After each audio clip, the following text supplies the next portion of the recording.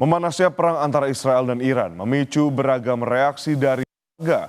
Di Israel, warga menari salsa untuk meredakan stres. Sebagian lagi justru bersembunyi di bunker.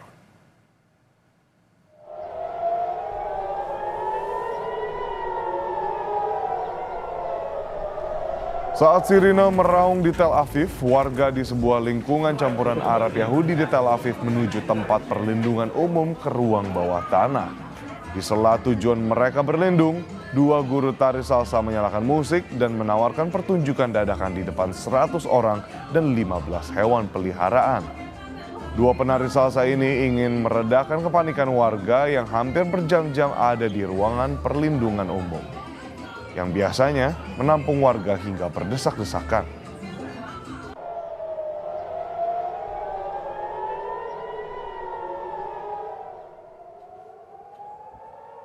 Warga Israel berbondong-bondong bersembunyi di bunker mereka saat sirine serangan udara berbunyi di Tel Aviv.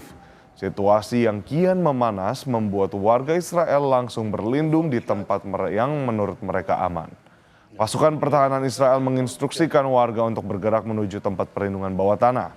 Mereka terpaksa keluar dari rumah dan langsung menuju tempat perlindungan.